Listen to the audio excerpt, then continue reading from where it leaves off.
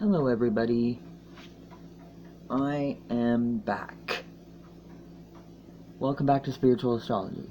So, I have been making a lot of videos in the last years, but today I wanted to get back to making basic videos. Maybe not committing myself to a series just yet because I tend to overcomplicate everything. In my mind, I don't overcomplicate everything, but yeah, I do. So anyway, today I'm going to talk to you guys about the planets and how, just like the signs, when you go through the signs, from Aries to Pisces, I think the planets represent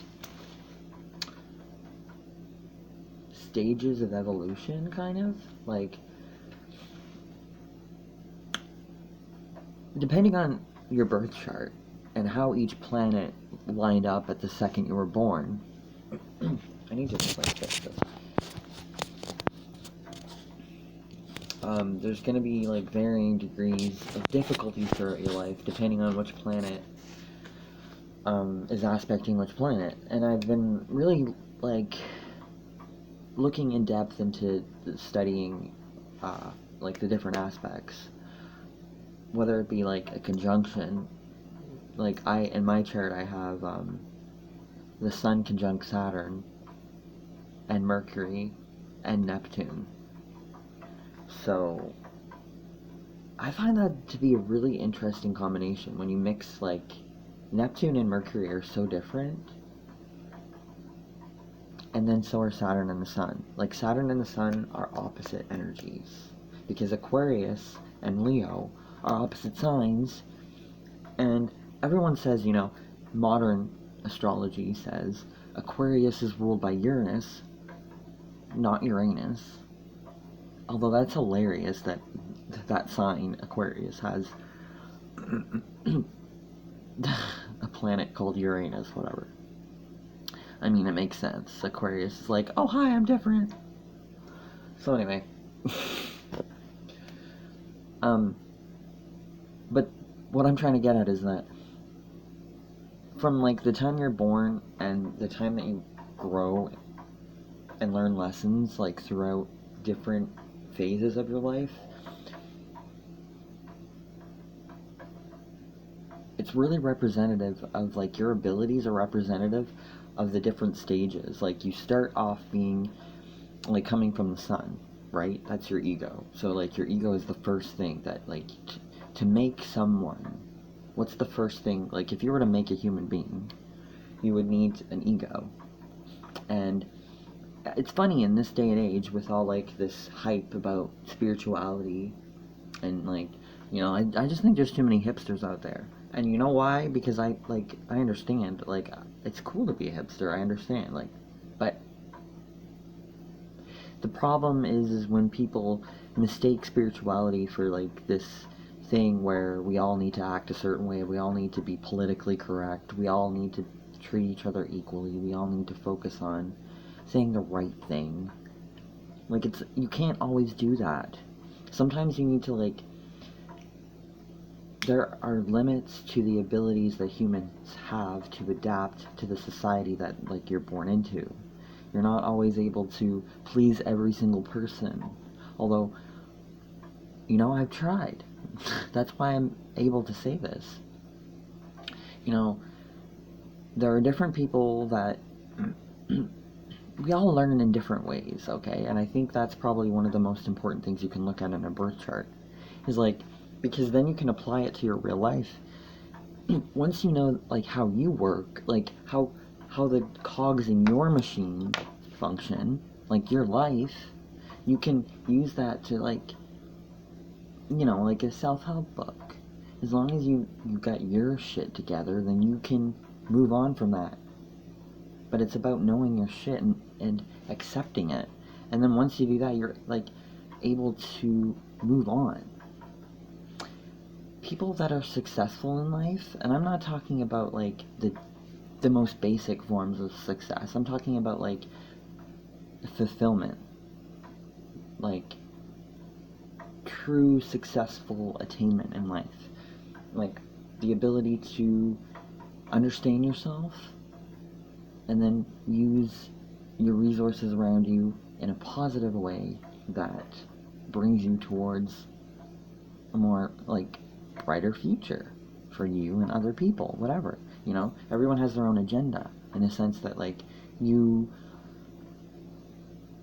may want to help people, so then you do that. Like you can use different resources in order to find the outlet that you're best able to do that. And I'm a firm believer that we should be looking for win-win situations. It's a lie that in every situation there has to be someone that's winning and there has to be someone that's losing. Like, it might be my Gemini moon, but you know what? We can all win. We can all be the winner. Like, just because you lost, you learn something from that. That makes the situation that you went through something positive in the long term, which automatically, like, you know, if you were to react emotionally in a situation, you would assume that something in the moment that seems bad, in the long term it isn't. So once you go through life, you start to realize that every decade or so, you kind of have a different ability to understand things that are coming at you. And you have the ability to just say no more so, I find. Like, the older you get, the more innocent you are, I think there's a lack of boundaries because you don't understand that you even have boundaries. It's not something that a kid is walking around thinking, oh, I need to respect my boundaries. I need to respect this person's other boundaries.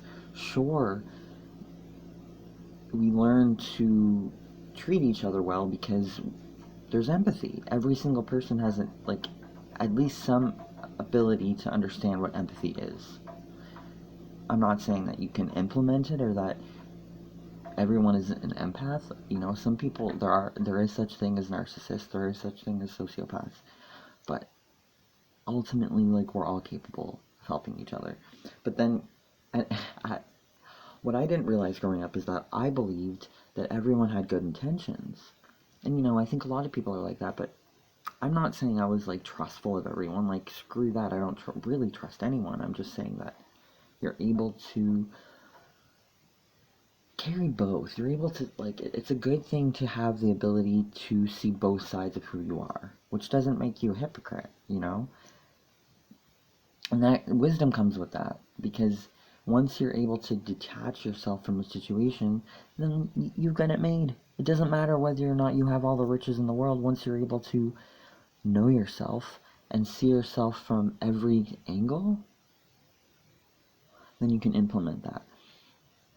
And the planets in your birth chart, from the Sun, Mercury, Venus, Earth, the Moon, Mars, Jupiter, Saturn, Uranus, Neptune, Pluto, they represent like phases of life, in my opinion. And I believe that not only phases of life, but phases of death. Because I believe that Saturn represents everything that we are capable of understanding and puts a limit on it.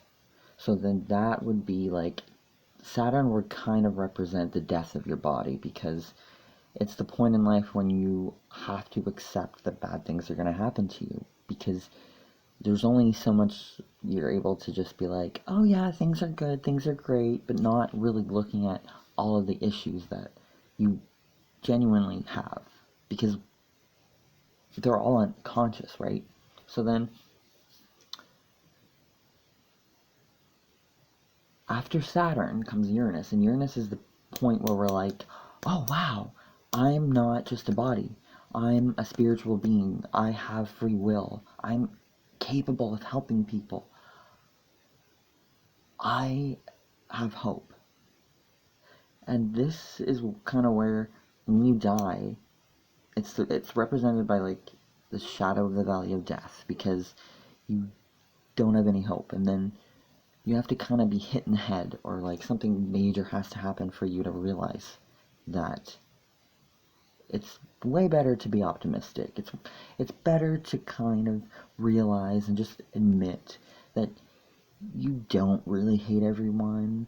Like, you know, we when we complain, we like to say things like, "Oh my God, I hate the world," or we go to extremes. But in reality, you know, weigh your pros and cons. You know, get your perspective in together, and then that is like the point in life where things start to change. So if you have a strong, if there's a certain planet in your chart that's really strong, but it's before the planet Uranus, because Uranus, Neptune, Pluto, Saturn, Uranus, Neptune, and Pluto, people with strong accents of this in their chart, like I have, like all of those planets are strong in my birth chart. We are weird because like we're looked at as strange, but it's because we see things from a different point of view, and we're willing to accept that we can do that without feeling shame or guilt because of what society reflects, what society tells us is more normal or average or acceptable. But then once you're able to move beyond that and realize that that isn't as important as being authentic, then you can be authentic. Because if you don't kind of accept that, then you're at the point where the sun is kind of taking control of you. The ego is fighting with the spirit. Because the ego and the spirit, Aquarius and Leo, or the sun and Uranus, like, the ego has to be predictable. It has to be like, okay, this is who I am. And it needs to kind of put it down in physical form. It needs to kind of implement it. But then Uranus is like the opposite and says, hey, no, things don't need to be visible or physical or, you know, explainable or usable. They can also be abstract or just concepts, because things are just ideas before you put them into action. So if you think, it's all about, you know, thinking before you act or acting before you think. Those are two polar opposite ways of living, and there's a time for both. But like when you mature in a spiritual sense, you're able to detach yourself, which is kind of what we should be learning at this point in time, because the age of Aquarius just started, and before that we were in the age of Pisces. We were blinding ourselves. We were just like, okay, this is what we should believe in because that person tells me. That person there, they're on the pulpit, they're at the church, they're telling us to believe this, but you're believing something at face value without questioning, and you're allowed to question, because like, if we weren't able to question something, what is the point of living? Like, there's no point. If you just kind of believe everything you're told, there's no point. Anyway, so I'm probably going to be making videos more about the planets like this, because I find there's, you guys, alright, astrology's lacking when it comes to shit like this. Like, people aren't really kind of getting deeper into like what each planet, how it affects us, like on a day-to-day, like each one of us. Just because Mercury's in retrograde does not mean you're going to have a bad day. I actually like it when Mercury's in retrograde, because you actually get to think, slow down, you know. It's like a really spiritual experience for me. So the next time you hear Mercury's in retrograde and you need to hide in your house or something, why don't you just meditate or like take time to breathe instead of worrying if your phone's going to break?